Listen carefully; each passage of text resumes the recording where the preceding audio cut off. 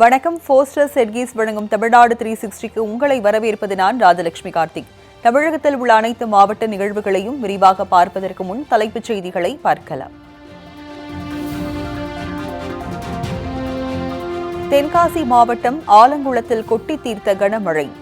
விளைநிலங்களில் மழைநீர் தேங்கியதால் அறுவடைக்கு தயாராக இருந்த நெற்பயிர்கள் சேதம்.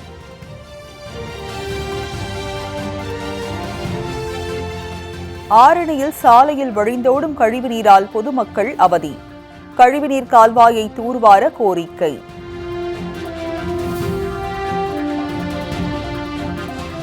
பரந்தூர் விமான நிலையத்திற்கு எதிராக 950 நாட்களுக்கு மேலாக போராட்டம்.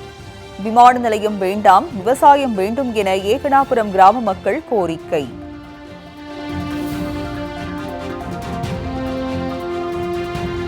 சென்னிமலை அருகே நூற்றுக்கணக்கான ஆடுகளை வேட்டையாடிய மர்ம விலங்கு. ட்ரோன் கேமரா மூலம் மர்ம விலங்கை தேடும் வனத்துறை.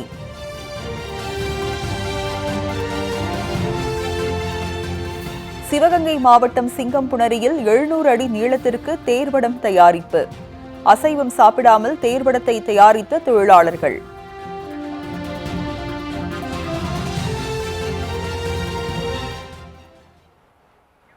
இனி செய்திகளை விரிவாக பார்க்கலாம்.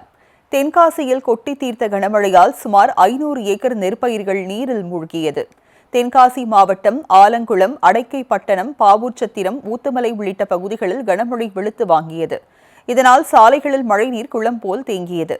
இந்நிலையில் ஆலங்குளம் மற்றும் அதன் சுற்றுவட்டார பகுதிகளில் சுமார் 500 ஏக்கர் விளைநிலங்களை மழைநீர் சூழ்ந்தது. அறுவடைக்கு தயாராக இருந்த நெற்பயிர்கள் மழைநீரில் மூழ்கியதால் விவசாயிகள் வேதனையடைந்துள்ளனர். எனவே கனமழையால் சேதமடைந்த பயிர்களை ஆய்வு செய்து உரிய இழப்பீடு வழங்குமாறு வேளாண் துறைக்கு விவசாயிகள் கோரிக்கை விடுத்துள்ளனர்.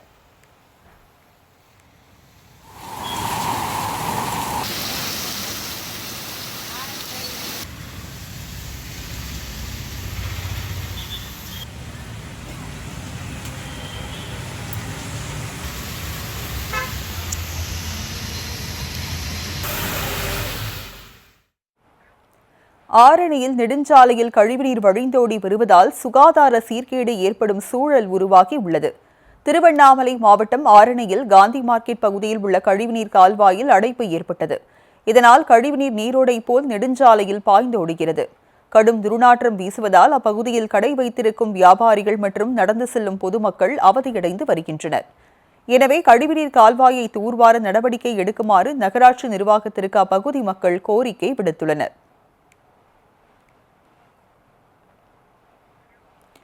சென்னிமலையில் ஆடுகளை கடித்து வரும் மர்ம விலங்கை வனத்துறை அதிகாரிகள் ட்ரோன் கேமரா மூலம் தேடும் பணியில் ஈடுபட்டனர். ஈரோடு மாவட்டம் சென்னிமலை மற்றும் சுற்றுவட்டார பகுதிகளில் பட்டிகளில் அடைக்கப்படும் ஆடுகளை மர்ம விலங்கு தொடர்ந்து வேட்டையாடி வருகிறது. கடந்த சில மாதங்களில் மர்ம விலங்கு கடித்து 100க்கும் மேற்பட்ட ஆடுகள் துடிதுடித்து உயிரிழந்தன. இதைத் தொடர்ந்து மர்ம விலங்கை பிடிக்க வலியுறுத்தி விவசாயிகள் சாலை மறியலில் ஈடுபட்டனர். இதன் எதிரொலியாக வனத்துறை அதிகாரிகள் சென்னிமலை வனப்பகுதியில் ட்ரோன் கேமரா மூலம் மர்ம விலங்கை தேடி வருகின்றனர்.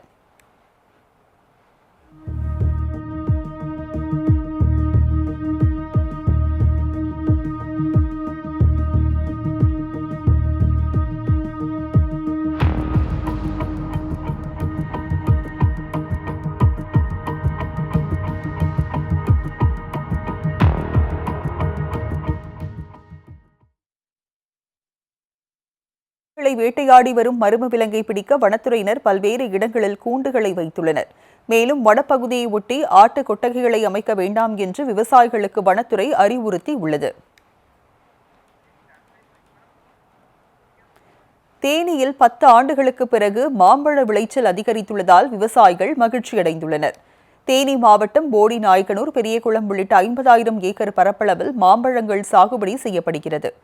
இந்த பகுதியில் உற்பத்தி செய்யப்படும் மல்கோவா, அல்போன்சா, செந்தூரம், காதர், காசா, இமாம் பசந்த், பந்தனவள்ளி போன்ற பழங்கள் வெளி மாநிலங்கள் மற்றும் வெளிநாடுகளுக்கு ஏற்றுமதி செய்யப்படுகிறது. கடந்த சில ஆண்டுகளாக பருவநிலை மாறுபாடு, நோய் தாக்குதல் போன்ற காரணங்களால் மாம்பழ விளைச்சல் 50% பாதிக்கப்பட்டது. இந்த ஆண்டு போதிய மழைப்பொழிவு இருந்ததால் மாமரங்களில் பூக்கள் அதிக அளவில் பூக்கத் தொடங்கியுள்ளன. இதனால் வரும் கோடை பருவத்தில் மாம்பழ விளைச்சல் அதிகரிக்கும் என விவசாயிகள் தெரிவித்துள்ளனர். 10 ஆண்டுகளுக்கு பிறகு இயற்கை நல்ல ஒத்துழைப்பு இந்த வருடம். அதிகமான வெயில், நல்ல பனி, நல்ல ஒரு காற்று, இதெல்லாம் இதுவரைக்கும் கரெக்டா இருக்கு. இனிமேலும் நல்லா இருக்கும்னு ஆண்டவனை நாங்க வேண்டிக்கிறோம். ஒண்ணு இந்த தரங்களும் இந்த வருஷம் நல்லா இருக்கும்னு நினைக்கிறேன். கோடையில 1, 2 எங்களுக்கு இப்ப காய் வருது. இப்போ ஒரு அன்சீசன் கொஞ்சம் லேட்டா வந்துச்சு. அட்வான்ஸா வந்து சீசன்ல 1, 2 முன்னுக்கு வந்ததுனால அது வந்து எங்களுக்கு ஒரு சின்ன வரப்பிரசாதம் மாதிரி இருந்து அந்த மாங்காய்களை இப்ப நாங்க எடுத்து கொஞ்சம் கொடுத்துக்கிட்டு இருக்கோம். எங்களுக்கு கேரளாவில் அதிகமா போகுது. மற்ற வட மாநிலங்கள்ல இப்ப பனியெல்லாம் முடிஞ்சு இப்போ ஓப்பன் பண்ணிட்டாங்க கடைகள்லாம். அதனால ஒரு வரப்பிரசாதம் நல்ல விலைகள் கிடைக்குது.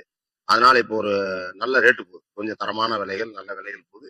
மாம்பழங்கள் மிக மிக தெளிவா இருக்கு, மிக இனிப்பா இருக்கு. ஒரு 10 வருடங்கள் கழிச்சு வரக்கூடிய அளவுக்கு இதுவரைக்கும் இவ்வளவு தெளிவு இருந்ததுல, கலர் இருந்ததுல, இனிப்பு இருந்ததுல, ஸ்வீட் சூப்பர். அவ்வளவு தூரம் இருக்கு மாங்காய் இப்ப இன்றைய வரைக்கும். அந்த காலத்தினுடைய விஷயம் சரியா இருக்கிறதுனால. மதுராந்தகம் ஏரி காத்த ராமர் கோயிலுக்கு 700 அடி நீளத்தில் பிரம்மாண்ட தேர்வடம் தயாரிக்கும் பணி தீவிரமாக நடைபெற்று வருகிறது. சிவகங்கை மாவட்டம் சிங்கம்புணரியில் தென்னை மரங்கள் அதிகமாக இருப்பதால் தேங்காய் மட்டையில் இருந்து தென்னை நார்க்கயிறு மற்றும் தேர்வடம் தயாரிக்கப்படுகிறது. இங்கிருந்துதான் தமிழகத்தின் பல்வேறு பகுதிகளில் உள்ள பிரசித்தி பெற்ற கோயில்களுக்கு தேர்வடம் அனுப்பப்படுகிறது. இந்நிலையில் மதுராந்தகம் ஏரி காத்த ராமர் கோயிலுக்கு 700 நீளத்திற்கு பிரம்மாண்ட தேர்வடம் சிங்கம்புணரியில் தயாரிக்கப்பட்டு வருகிறது.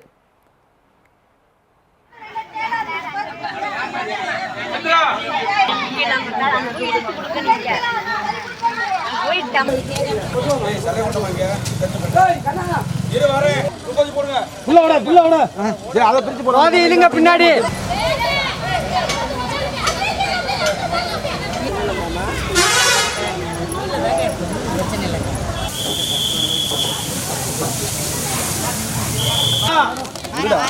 இங்க வா, கட்டைய புடி. இந்த போடு. உள்ள உடைச்சலாம். முறுக்கு வரல. பின்னாடி சொல்லு. பின்னாடி முறுக்கு வரல.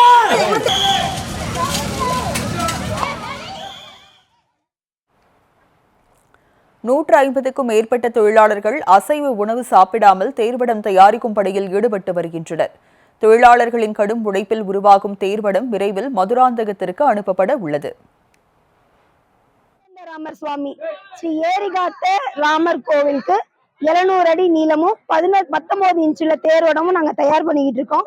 இது பாத்தீங்கன்னா 20 நாளா தயார் பண்ணிட்டு இருக்கோம். ஃபைனல் ஒர்க் இப்போ ஒரு 2 நாளா 150 பேர் வச்சு வேலை பார்த்துக்கிட்டு இருக்கோம். இந்த தேர்வடம் பாத்தீங்கன்னா ஒரு 4 தலைமுறையா செஞ்சுக்கிட்டு இருக்கோம். தாத்தால இருந்து அப்பால இருந்து இப்ப நான் எடுத்து பண்ணிட்டு இருக்கேன். ஸோ நான் வந்ததுக்கு அப்புறமே எல்லா கோயிலுக்கும் இங்க இருந்து சிங்கம்நல்ல இருந்து தான் போகுது. இந்த கயிறு பாத்தீங்கன்னா ஒரு 7000 கயிறுகளால கொண்டு செஞ்சு முறுக்கி வச்சிருக்கோம். இது சிறப்பு வழிபாடு பண்ணி கோயில்களுக்காக நாளைக்கு தரமான முறையா போய் டெலிவரி செஞ்சிருவோம். ஸ்ரீ கோதண்டராமர் சுவாமி. நத்தம் அருகே நடைபெற்ற மீன்பிடி திருவிழாவில் கிராம மக்கள் 1 கிலோ முதல் 5 கிலோ வரையிலான மீன்களை அள்ளி சென்றனர். திண்டுக்கல் மாவட்டம் நத்தம் அருகே ஒத்தினிப்பட்டி கிராமத்தில் சுமார் 10 ஏக்கர் பரப்பளவு கொண்ட பாப்பன் குளம் அமைந்துள்ளது. கடந்த ஆண்டு பெய்த கனமழையால் இக்குளம் முழுவதும் நிரம்பியது. கோடை பருவம் நெருங்கி வருவதால் பாப்பன் குளம் வேகமாக வற்றத் தொடங்கியது. இதனால் உள்ளூர் மக்கள் மீன்பிடி திருவிழா நடத்த முடிவு செய்தனர். இதைத் தொடர்ந்து நத்தம், குட்டுப்பட்டி, சானார்பட்டி, சிறுகுடி உள்ளிட்ட கிராமங்களைச் சேர்ந்த 200க்கும் மேற்பட்டோர் இக்குளத்தில் இறங்கி ஆர்வமுடன் மீன்களை பிடித்தனர். இதில் விரால், சிலேபி, கெண்டை, கெளுத்தி போன்ற பல்வேறு வகை மீன்கள் கிடைத்ததால் கிராம மக்கள் உற்சாகமடைந்தனர்.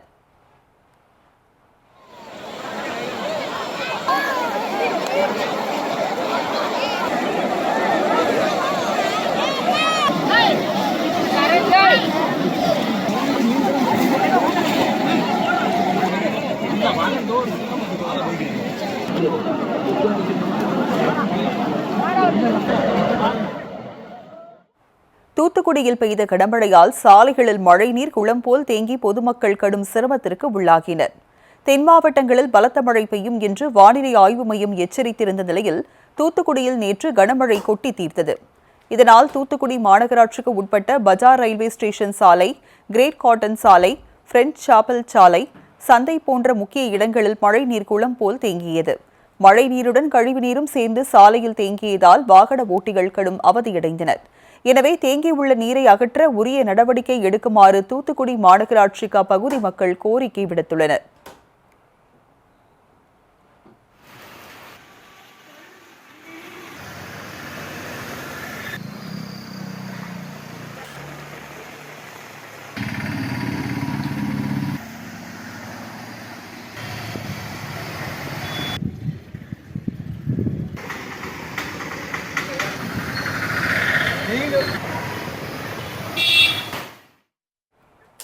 சீர்காழி அருகே பூம்புகார் கடற்கரையில் மகளிரின் பாதுகாப்பை வலியுறுத்தி விழிப்புணர்வு நிகழ்ச்சி நடைபெற்றது. பெண் என்ற தன்னார்வ அமைப்பு மகளிர் பாதுகாப்பை வலியுறுத்தி பல்வேறு நிகழ்ச்சிகள் நடத்தப்பட்டு வருகிறது. இதன் ஒரு பகுதியாக மயிலாடுதுறை மாவட்டம் பூம்புகார் கடற்கரையில் பொதுவெளியில் பெண்கள் என்ற தலைப்பில் விழிப்புணர்வு நிகழ்ச்சி நடைபெற்றது. இதில் சென்னை, கோவை, திருச்சி, புதுச்சேரி உள்ளிட்ட பல்வேறு பகுதிகளைச் சேர்ந்த 300க்கும் மேற்பட்ட பெண்கள் கலந்து கொண்டனர். கடற்கரையில் பாட்டு பாடியும் நடனமாடியும் அவர்கள் உற்சாகமடைந்தனர்.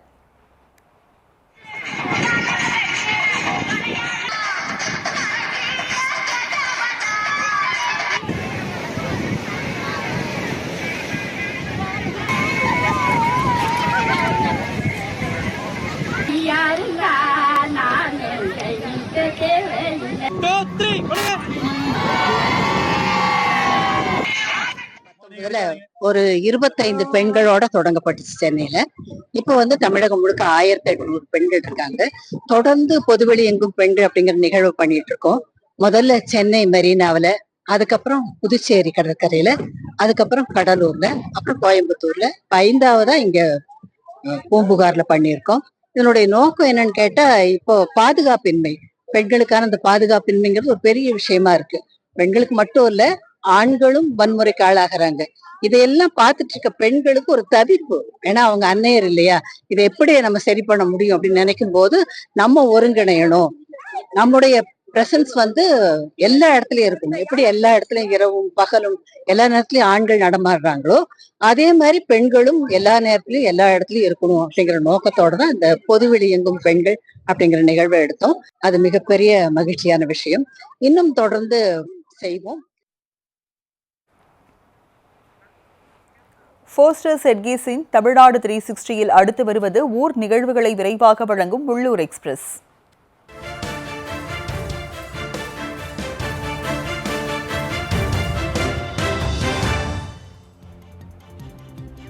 புதுக்கோட்டையில் மாவட்ட முதன்மை கல்வி அலுவலகம் முன்பு தமிழ்நாடு மேல்நிலைப்பள்ளி பட்டதாரி ஆசிரியர் கழகத்தினர் தர்ணாவில் ஈடுபட்டனர்.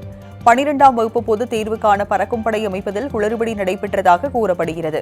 பணி மூப்பு அடிப்படையில் பறக்கும் படை அமைக்காமல் முதன்மை கல்வி அலுவலர் அரசாணையை மீறியதாக குற்றம் சாட்டிய பட்டதாரி ஆசிரியர்கள் உரிய நடவடிக்கை எடுக்காவிட்டால் பொதுத் தேர்வு பணியை புறக்கணிக்கப் போவதாக அறிவித்தனர்.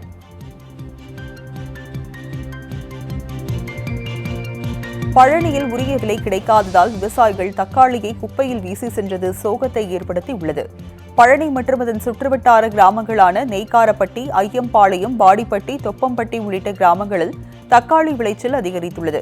இதனால் கடந்த மாதம் மொத்த விலையில் 30 ரூபாய்க்கு வாங்கப்பட்ட தக்காளி தற்போது வெறும் 8 ரூபாய் முதல் 15 ரூபாய்க்கு மட்டுமே வாங்கப்படுகிறது. பல விவசாயிகள் கொண்டு வந்த தக்காளி பழனி சந்தையில் விலை போகாததால் அவற்றை விவசாயிகள் குப்பையில் வீசி சென்றனர்.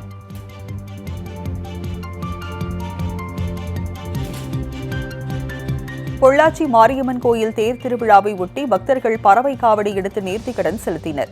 பிரசித்தி பெற்ற பொள்ளாச்சி மாரியம்மன் கோவிலில் தேர் திருவிழா கடந்த மாதம் 11ஆம் தேதி தொடங்கியது. விழாவின் முக்கிய நிகழ்வான அலகு குத்தி காவடி எடுக்கும் நிகழ்ச்சி நடைபெற்றது. இதையொட்டி காப்பு கட்டி விரதமிருந்த பக்தர்கள் 10க்கும் மேற்பட்ட வாகனங்களில் அந்தரத்தில் தொங்கியவாறு பறவை காவடி எடுத்து வந்து நேர்த்திக்கடன் செலுத்தினர்.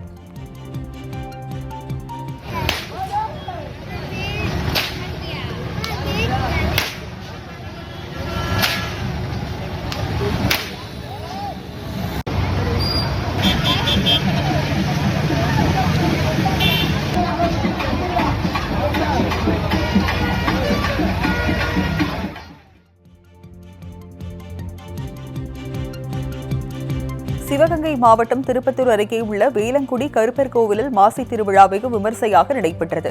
புகழ்பெற்ற இக்கோயிலில் மாசி திருவிழா கடந்த 22ஆம் தேதி காப்பு கட்டுதலுடன் தொடங்கியது. இதைத் தொடர்ந்து கப்பரை, பாரிவேட்டை போன்ற பல்வேறு விழாக்கள் நடந்து வந்த நிலையில் பக்தர்கள் சுவாமிக்கு அருவாள், மணிமுடி ஆகியவற்றை காணிக்கையாக செலுத்தி வழிபாடு செய்தனர்.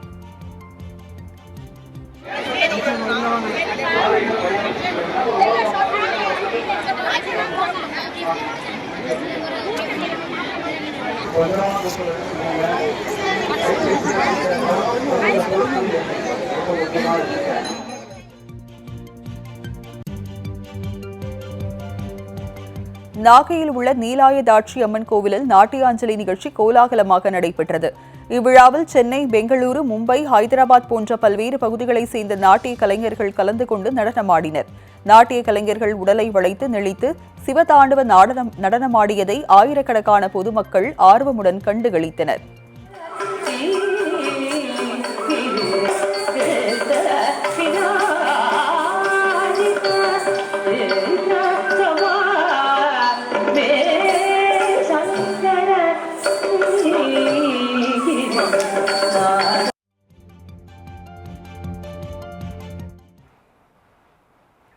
போஸ்டர் செட்கீஸ் வழங்கும் தமிழ்நாடு 360ல் மாவட்டங்களில் நடந்த விளையாட்டு செய்திகளை வழங்க வருகிறது விளையாட்டுக் களம்.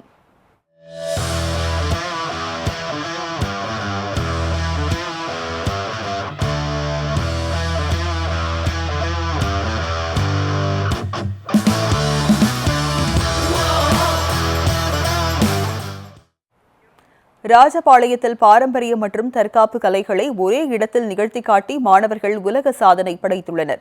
ராஜபாளையத்தில் உள்ள தனியார் கல்லூரி வளாகத்தில் இந்த சாதனை நிகழ்ச்சி நடைபெற்றது. தமிழர்களின் பாரம்பரிய கலைகளை பாதுகாப்பதன் அவசியத்தை உணர்த்தும் விதமாக நடத்தப்பட்ட இந்நிகழ்வில் பல்வேறு மாவட்டங்களைச் சேர்ந்த 350க்கும் மேற்பட்ட மாணவ மாணவியர் கலந்து கொண்டனர். இதையடுத்து மாணவ மாணவியர் பரதம், ஓவியம், யோகா, சிலம்பம், வாழ்வீச்சு போன்ற கலைகளை தொடர்ந்து 1 மணி நேரம் செய்து அசத்தினர். மாணவர்களின் இந்த சாதனை விரைவில் கிரகாம்பெல் உலக சாதனை புத்தகத்தில் இடம்பெறவுள்ளது.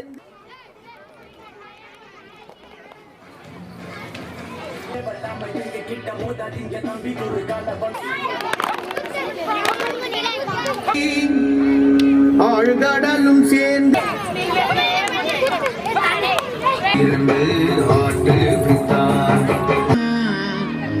சிந்தை நினைத்து காரைக்குடியில் உடல் ஆரோக்கியத்தை வலியுறுத்தி விழிப்புணர்வு மாரத்தான் போட்டி நடைபெற்றது. காரைக்குடியில் தனியார் பள்ளி மற்றும் ஆங்கில இணையதளம் சார்பில் இந்த மாரத்தான் போட்டி நடத்தப்பட்டது. தனியார் கல்லூரியில் தொடங்கிய இப்போட்டி நகரின் முக்கிய வீதிகள் வழியாக சென்றது. இதில் 6 வயது சிறுவர்கள் முதல் 60 வயது முதியவர்கள் வரை 500க்கும் மேற்பட்டோர் கலந்து கொண்டனர். இதைத் தொடர்ந்து வெற்றி பெற்றவர்களுக்கு சான்றிதழ்கள் மற்றும் பரிசுகள் வழங்கப்பட்டன.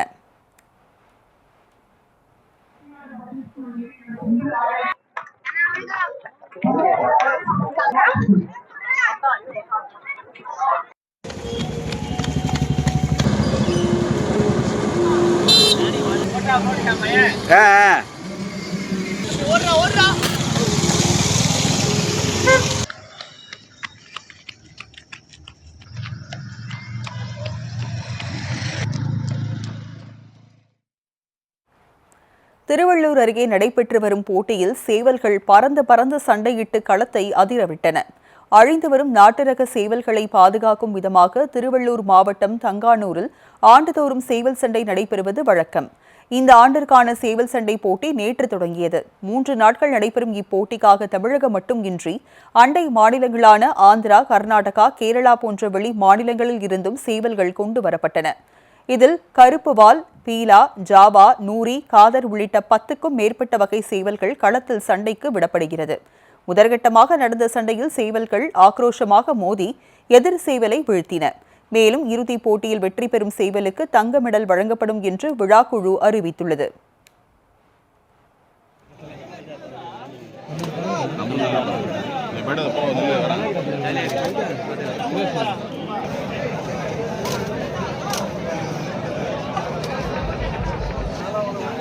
அப்புறம் எனக்கு இது கூட வரவே இல்லை. அந்த 2 வாரம் ஸ்டேட் போட்டா வரல.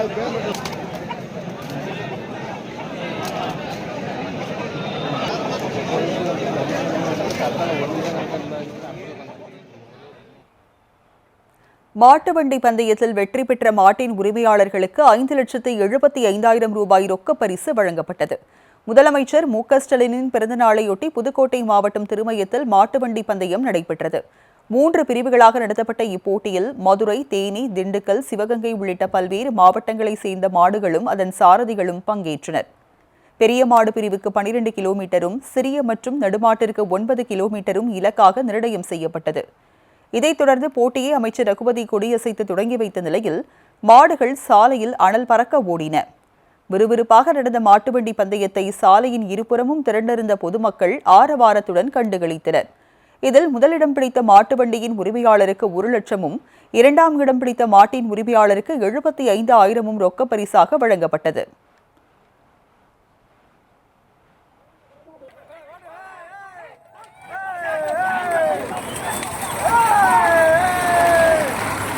ஓட்டு கொஞ்சம்